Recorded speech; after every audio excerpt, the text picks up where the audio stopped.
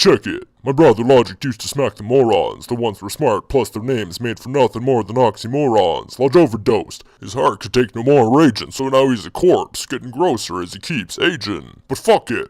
I'm the fucking Grand Devil! Lots of good shit, but the Prince of Darkness stays level stacking money and hoes, and souls of mankind, possessing bitches and bling, and everyone's mine.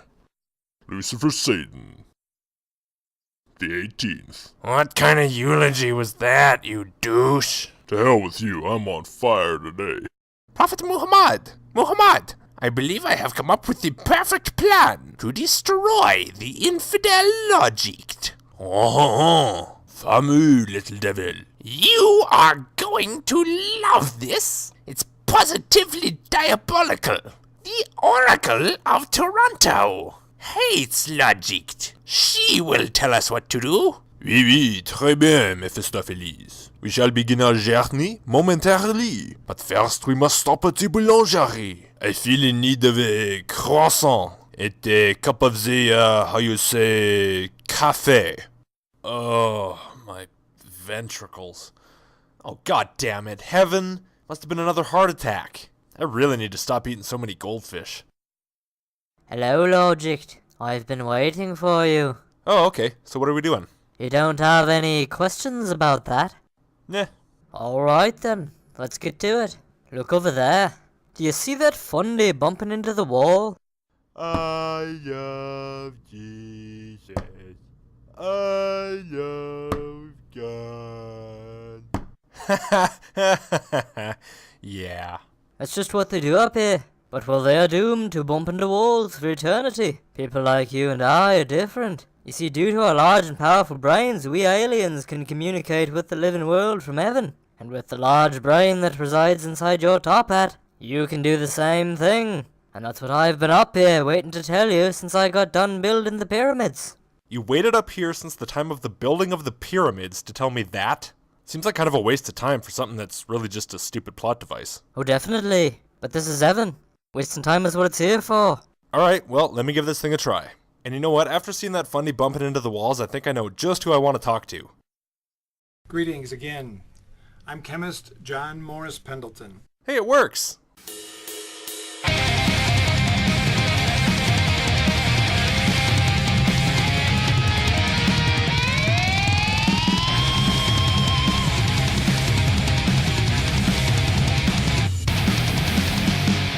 And this is our 13th and final conference What are you talking about? This isn't our final conference. about dinosaurs. Oh, the 13th and final conference about dinosaurs. Well, this isn't the 13th one of those either, so I don't know what you're talking about. Behold now Behemoth. He moves his tail like a cedar.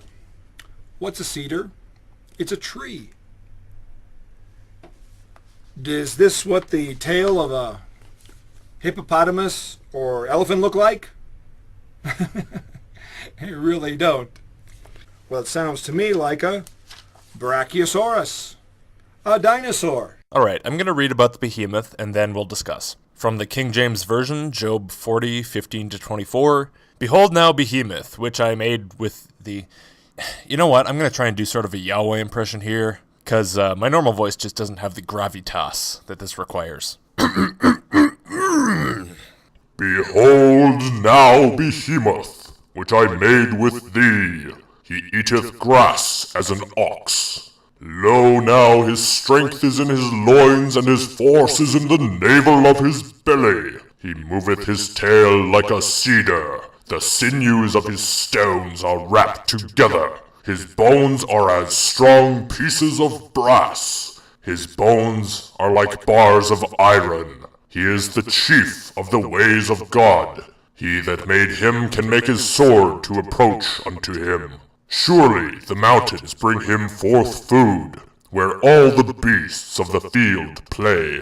He lieth under the shady trees, in the covert of the reed and fens. The shady trees cover him with their shadow. The willows of the brook compass him about. Behold, he drinketh up a river, and hasteth not. He trusteth that he can draw up Jordan into his mouth. He taketh it with his eyes, his nose pierceth through snares.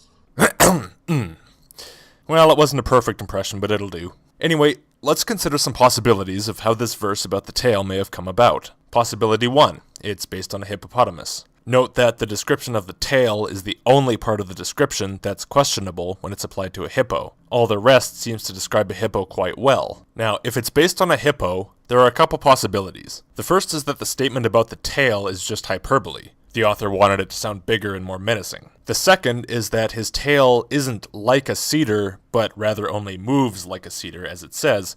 He moves his tail like a cedar. Taken this way, it describes the motion of a cedar swaying in the wind, but not necessarily the size of a cedar. Possibility 2.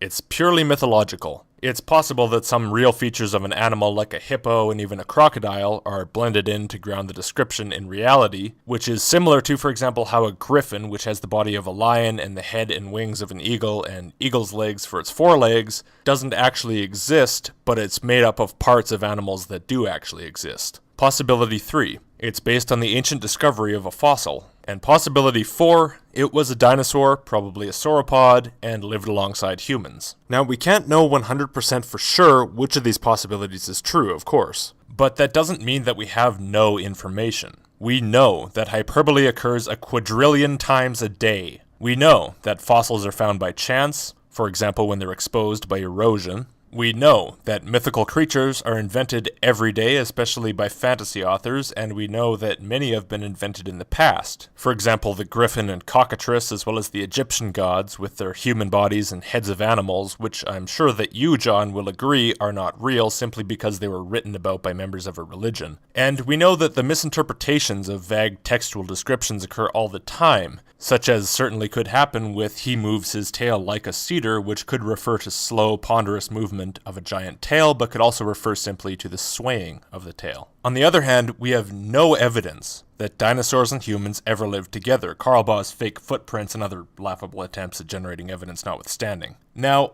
I'm not going to say that any of the alternative explanations are necessarily true, but they are all possibilities that result from simple situations that we observe daily. Dinosaurs and humans living together is something that we have no experience with or evidence for, and that means that the alternatives are simpler and more likely than that dinosaurs lived with people at the time the Bible was written, and that's where the behemoth came from. Because of that, these alternatives have to be disproven before we consider the dinosaurs and humans living together mass hysteria hypothesis. By the way, check out Brett Palmer's video on dinosaurs in Job. I'll leave a link in the description. He definitely does a more thorough job at this than I do.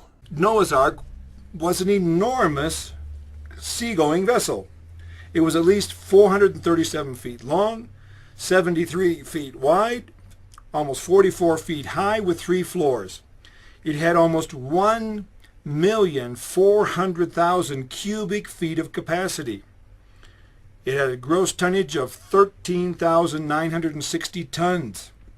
It had the capacity of 522 railroad cars. And if you take the average animal the size of a sheep, there fit 125,000 land animals. One pair of every species.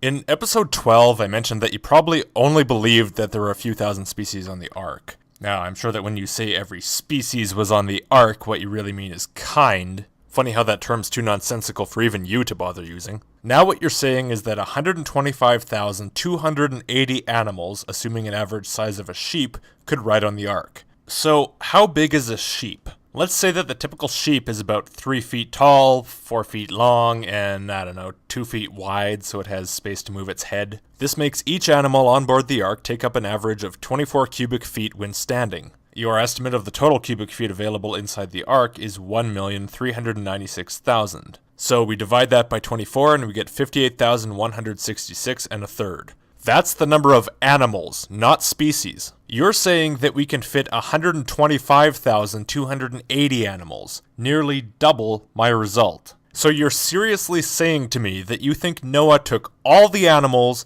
stuffed them into boxes half as large as the animals are when they're standing up, which means that even if they fit at all, they'll have to be lying down squished on the floor, filled every cubic foot of the Ark with boxes without even leaving aisles for him to walk down to feed the animals or deal with waste, and you believe that any of the animals survived for the year that they were on board the Ark? And of course there was room for monkeys and deer, elephants, and dinosaurs in the ark. There was room enough for them to essentially be buried alive to die of thirst or suffocation or being crushed. Aw, ain't that a nice story for the kids? Any animal that wasn't on the ark, or dinosaurs on the ark, they died. So did all the animals on the ark, apparently. But the dinosaurs that were in the ark would have survived. As we have in this one, it says, I survived the flood. And so, not only the ones that were on the ark, but also some of the marine dinosaurs could survive until today. I mean, we still have whales and fish. We have squid, seals, crabs, still alive today. Uh-huh. But we have HD video and clear pictures of whales, fish, squid, seals, and crabs. There's a subtle difference between that and no video or clear pictures at all. I'd be more prepared to believe that ancient marine reptiles are alive today than that, for example, God exists, because at least we have solid evidence that ancient marine reptiles existed at some point. But just because this extraordinary claim is less extraordinary than another one, doesn't mean I'm just going to believe this one. But I'm getting ahead of myself. I haven't given you a chance to present your case, so alright, go ahead. How many of you have heard of the Loch Ness Monster? Now, I don't believe in this photograph we're showing you here. This is just one of those make-up ones to sell this tabloid newspaper. But the thing is, as far as the Loch Ness Monster, he has been sighted over the last 100 years 11,000 times. 11,000 sightings and not one person had a camcorder? Honestly, when the number's that large and we still don't have a single clear picture or video of the thing, it makes your claim less believable, not more believable. One of the park guards who worked there 30 years has seen the Loch Ness Monster 18 times. And he didn't think to start carrying a camera after the first couple times? Also, Monkey Tail 2002 tells me that there are no park guards or rangers at Loch Ness. Now, Loch Ness is located in Scotland, England. Had the phone. What was that he just said? What was that you just said, you big dobber? Are you suggesting that I'm a fucking Sassenach? That my beautiful bonny Scotland is in fucking England? Think again, you daft cunt. I'm nae taking any of that pish fae likes of you understand me? I wan by your head, you glaikit puddock. A right fucking genius you are if you can't tell that Scotland's a country in its own right. That Scotland's an older nation than England is. I was supposed to take interest stuff from you as fucking gospel. Get to fuck, you prick. Fucking hell. See you toomshy head. You listen here. You take your face like a scalped arse and you open up a map and learn something for once, you fucking neephead. Just pock my horn.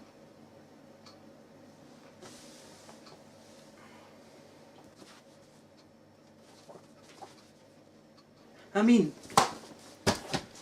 a wee bairn has more in its head up here than you fucking do. And you're fucking an ancient cunt. What you're peddling, that pish you are peddling. Aye, that shite you're peddling, alright. That pure gives me the bulk, so it does. Why don't you just go fuck yourself and let your wife go off and give the intelligent guys a wee reward by giving a gobble? You might find yourself doing something useful. You fucking cunt. In the 1970s, they set up a system of two different boats, one with a camera mounted with a strobe light, kind of a flash apparatus, and then another sonar further on back to perceive movement in the water. And they were able to take this photograph in the 1970s it's from the Academy of Applied Science, and that's a picture of the Loch Ness Monster that was taken then. Impressive. Amongst the many reports of the Loch Ness Monster, we have these two drawings that artists have been able to put together based on what people had seen and how they described them. And so those are a couple of the drawings that have come along.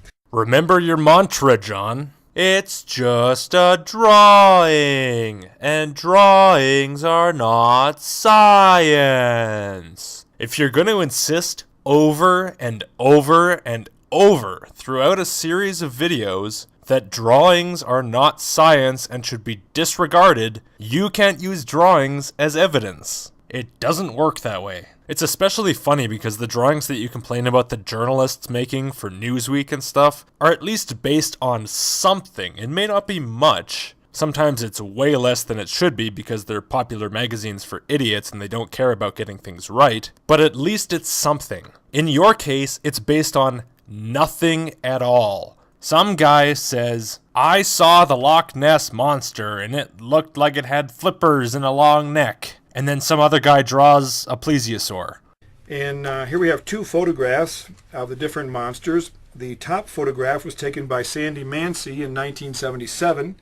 This is of Champ, the monster there in Lake Champlain. You can see kind of a hump, the neck going up and the head. Interesting. So I looked up this picture to see if I could get one that's better than your shitty quality. And here's what I found. Now, let me just zoom into this a bit so you can see sort of the coloration and the shape. Now, once I saw this at full detail and zoomed in, you want to know the first thing I thought? This is an arbutus tree. They grow along the west coast of North America. When you go swimming there and you go floating in the water, if there happens to be arbutus along the shore and they drop branches in, you often see weird shapes sticking out of the water. It's actually kind of creepy sometimes. Now, what does this branch look like to you if I do this? Piece breaks off, drops in the water, bottom part gets waterlogged, weighs it down. Champ. Now, I'm not entirely sure what kind of trees they have in Vermont, but it sure seems loggy to me. The bottom photograph is from Nessie, or Loch Ness Monster. You can see the different humps, the long neck, and the mouth being open. Well, at least the Champ photo was interesting enough to look up. This one's not even worth it. Our oldest daughter lived in Denver, and a couple of years ago, the pastors of her church went to Scotland, and the wife told me that while she was there, she went on the tour bus along Lake Loch Ness. Lake Loch Ness in Scotland, England. And she said, John, when the bus turned around to go back to its initial starting point, I looked out over the lake and I saw this gigantic snake in the water. Then I realized I had seen the Loch Ness Monster. John, I believe in the Loch Ness Monster. I saw it. I saw it. So that's testimony there. She might really believe it, but it sounds like she has a history of believing in mythical beings that she's never seen. I doubt very much that the pastor's wife is an atheist. Now don't get me wrong, that doesn't make her Nessie claim untrue, but for me it does raise a small flag regarding her standards of evidence. In addition, I don't trust you to tell me the truth. I don't know her. I don't know her credentials. I don't know her credibility. And she has no evidence except, I believe it. So that's about your least convincing one so far. Also, actually there's 50 lakes in the world where there are sightings of large, unknown creatures in their waters. 50 lakes where random people say they've seen them, and no lakes where anyone's ever dragged one out of the water for evidence. No lakes where anyone's ever taken a clear picture. No lakes where anyone's ever filmed one. No lakes where they've been found definitively by sonar. No lakes where automatic cameras have taken clear pictures of them. You're claiming these things live in 50 lakes, and no one has ever managed to provide any substantial evidence for them. What do you think is happening anyway? Do you think that in each lake there's just a male and a female, and every generation they're just producing a male and a female? Because, I mean, the population never seems to go up. There never seem to be enough for anyone to notice. What is it, like a traditional thing that they do? I mean, they must die off at some point, so there has to be reproduction happening. Or is there contention that each of these lakes just has one immortal monster? You know, these are pretty tough questions when you have one lake to deal with. When you're saying now that you have 50, don't you see how that actually makes your argument weaker? Now, the best sightings of Ogopogo are these two photographs that we have. This first one, I want you to notice just left of center, the large sailboat there on the water. And in front of that sailboat, you can see a line of wave, just one wave. Something is moving just below the surface of the water, creating one large wave. Now, in the next photograph, that sailboat, because of the movement of the boat we're on, and the sailboat is further to the right, but that wave has come closer to us. Something big is moving a lot of water close to the surface of the water. That's one of the best photographs we've been able to locate until this time. Whoa, wow. That's tough to justify. A wave on a lake. Whew. This next one is a very kind of an unusual one I just downloaded from the internet. It's about a purple frog. You say, well, big deal, purple frog. Well, they say this purple frog actually walked amongst the legs of dinosaurs. It's supposedly some survivor of some millions of years. 230 million years ago, it walked amongst the dinosaur legs. Well, if the frog is still alive, why couldn't we still have some dinosaurs alive? When you say this purple frog, do you mean this purple frog? Or do you mean this species of purple frog? If you mean the species, how is that in any way remarkable, especially if you're a person who believes in Noah's flood? And if you mean the frog, then I kind of feel like I should start being gentler with you because it's pretty mean to argue with a mentally challenged person. Greetings, Oracle of Toronto. Bonjour, Oracle of Toronto. Well, if it isn't Mistopheles and... where the fuck you are, Frenchie? It's Mephistopheles. Mephistopheles is a character in Cats. Why does everyone get that wrong? And I am not French. I am le prophète de l'Islam. And I am Arabic, as you can tell by my evident Arabic accent. What do you want? We know that you hate logic. We need your advice on how to kill him.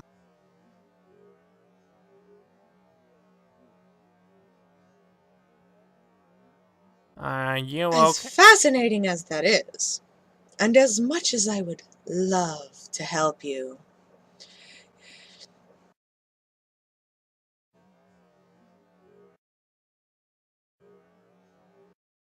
What are you? you can't kill Logic because he's already dead. Oh no, it cannot be so. Are you certain? Yes, I am absolutely 100% sure that he is dead. No! What are we going to do? I wanted revenge so badly. Now get out of my office. But I'm we trying. need- I'm we need- trying. I I'm need trying. you. Okay, I'm you. trying. Okay, you go first. Now, if you would kindly leave, so I can finish watching my pornography. But we need your advice on how we can take our revenge. Get out of my office! Well, you didn't have to be a dick about it. Oh, Muhammad, what are we going to do? Logic is dead. All of our plans are done. It is true, Mephistopheles. We cannot take our revenge on the living Logic. But I have a plan. Let us check the obituaries in les papiers. Then we can find the location and time of the funeral. In the Congo, Africa, we have one of the largest swamps of the world, 7.5 million acres. And in that swamp, for over a century now, we have reports of sightings of Mokele Membi. In their language, it translates, he that blocks the river. It's related that some of the natives captured and killed one of these Mokele Membis, tasted the flesh, they didn't like it, abandoned the carcass there. There are people that want to get into the Congo to do some investigating on that abandoned carcass. There's a number of internal problems in the Congo that doesn't make, and of course it's not really convenient. There's no super highway going through this world's largest swamp. So the story is, some natives caught an animal in the river, they tossed it back, and nobody investigated it. What's your point? The Congo borders to the east with Tanzania. Tanzania has this postal stamp, which their government made, of an Edmondsaurus, based on reports of their natives and what they had sighted in their swamp areas. Very interesting. Seriously? You just showed a Canadian stamp with a picture of Ogopogo on it. Is that evidence that Ogopogo is real? Actually, don't answer that. I know what you'll say, so I'll make it real easy for you. The answer is no. These two photographs come from Monterey, California, near San Francisco, California, that in 1925, the head and some 20 feet of neck of a plesiosaur, this is actually an Alamosaurus, but very similar, a plesiosaur, washed up on the beach there of Monterey, California. Notice this comment. No credible explanation has ever been made to explain it, other than that plesiosaurs still living in the Pacific Ocean. Still alive. Plesiosaurs. Notice this comment, blah blah blah blah blah. Whose comment? For all I know, that was from a cryptozoology forum. Anyway, honestly, that looks just like a dolphin or a beaked whale or something. Very unconvincing. And you know what another funny thing is? Take a look at these pictures. What do they all have in common? In particular, look at the pictures with people in them. You have the people way in the background and the animal way in the foreground, so it looks huge compared to the people. In the pictures where people aren't there, nobody's holding anything up to get a sense of scale either. It's almost like these pictures were taken with the intention of making it difficult to get a sense of scale. In New Mexico, Acapulco, Mexico, Venezuela, South America, Africa, we still have sightings to date of pterodactyls, those large flying reptiles or flying dinosaurs. Yeah, seriously, how'd that pterosaur hunt go? Did you catch that whole family of pterosaurs you told Carl Baugh you were going to catch? I'm sure that expedition was a complete success, right? Now, they tend to be more nocturnal. And have poison breath, so don't go looking for them yourself.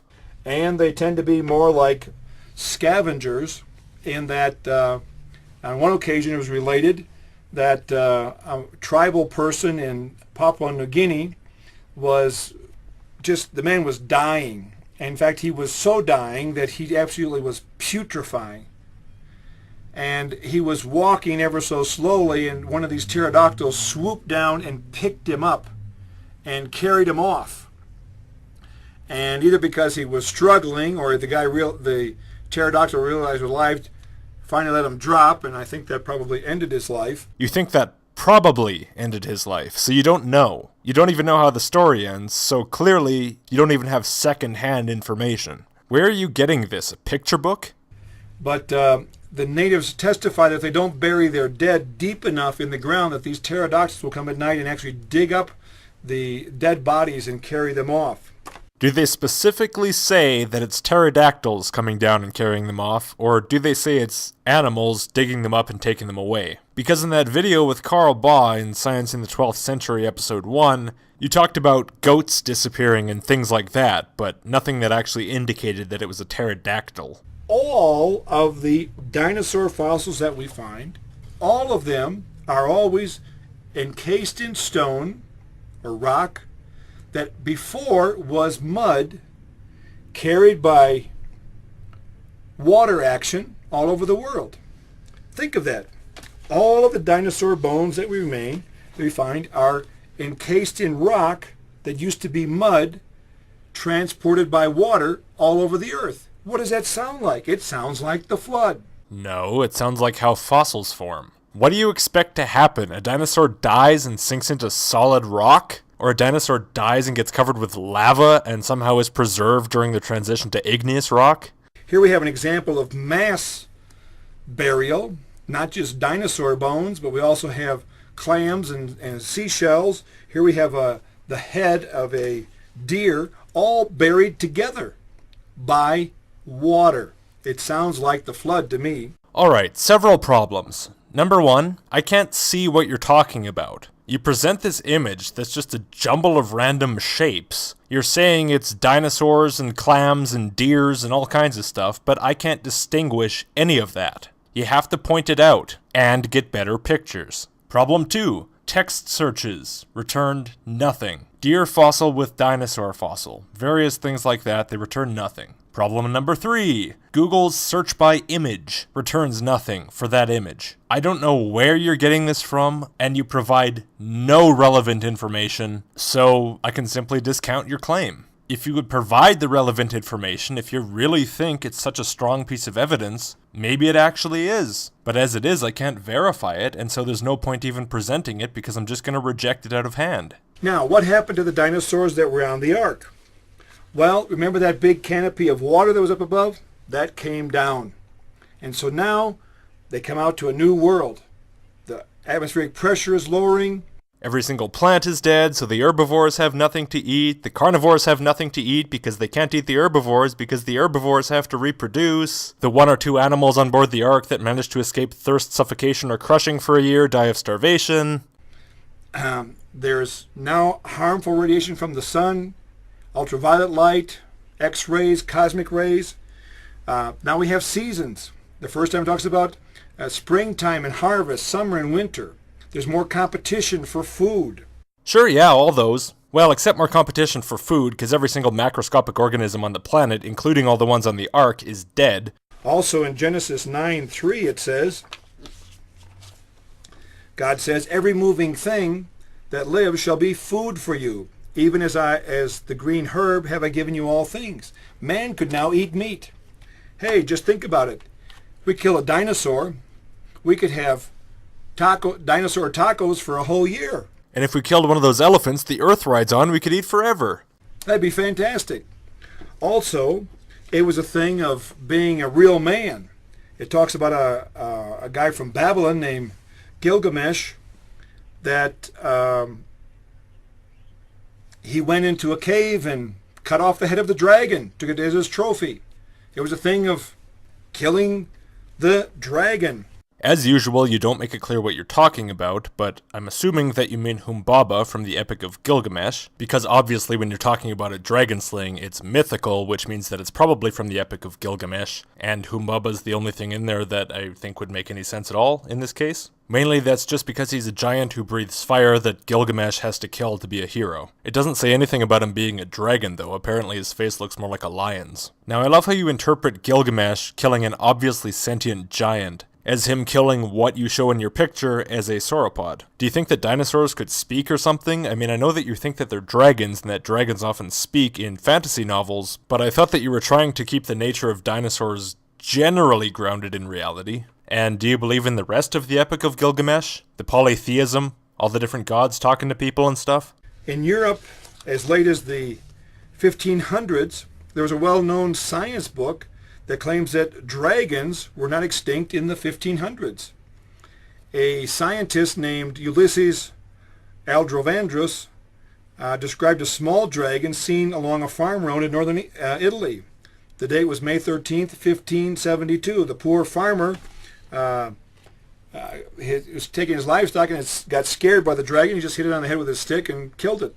He later had it stuffed and mounted. Okay, so you believe this thing that Ulysses Aldrovandi says. Does that mean that you believe pretty much everything he writes in his book, because apparently he's a reliable source? And if what's in his books is so reliable, does that mean that these exist too?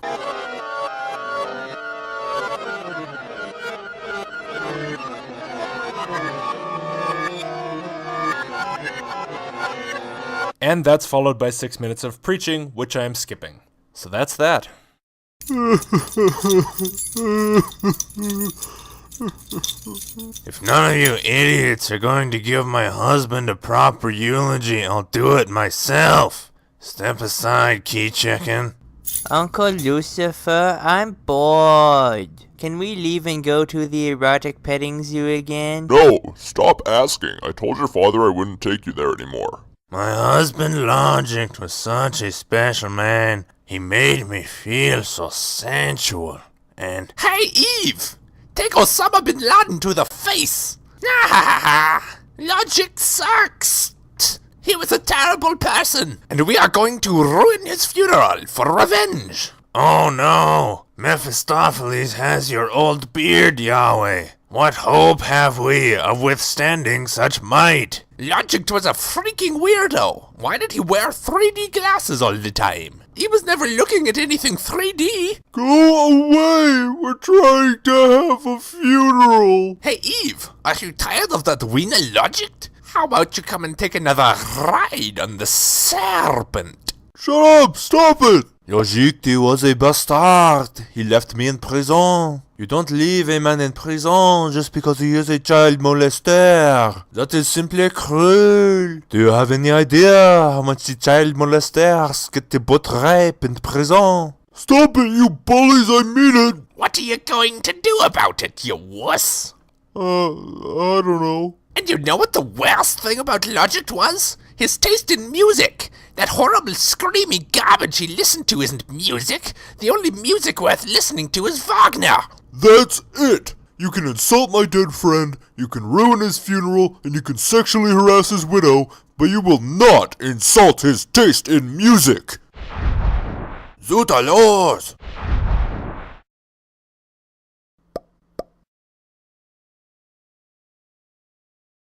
Oh, why'd you have to die, buddy? I can't eat, I can't sleep, even though I've been working all week. I just wish you'd come back and... Hey! Logic! You're here! Hey, Yahweh. I was wondering when you'd show up. What took you so long? I don't know. I mean, of course you're here. I never even thought of that. Huh.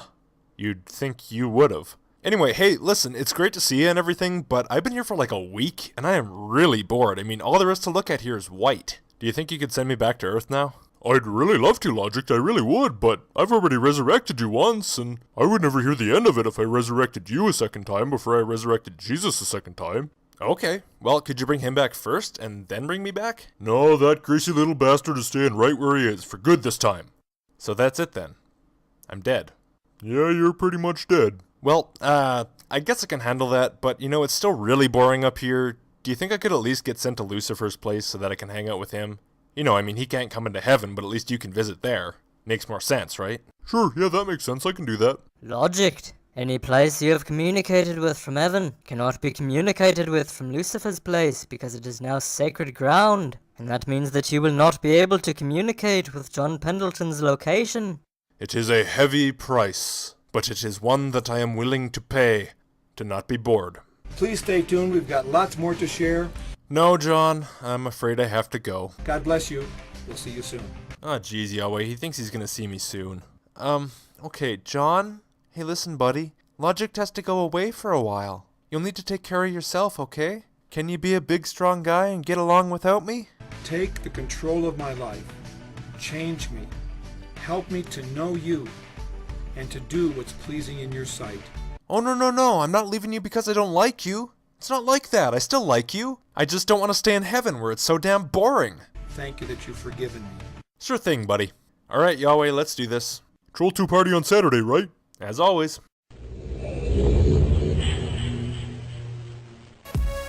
Sup, Lucifer? Sup, Lodge? You don't seem surprised. I'm not, really. I heard it's boring in heaven. Nothing to do all day but hang out with Yahweh. It sounds hellish. I guess. Anyway, nice place you have here. Thanks. What's with the cross? What do you mean? It seems kinda out of place. Why? Do I really need to explain this? I'm a Christian, didn't you know? You're a Christian? Why? I believe in the salvation of mankind through the sacrificial death of the Lord Jesus Christ. Bullshit. Alright. Jesus is really, really bad at poker, and he won't play with non-Christians. He's the only reason I own this cathedral free and clear. Hahaha, nice. You know, that chemist-scientist John Morris Pendleton guy always tried to come up with reasons that I should convert, but none of them were as good as that.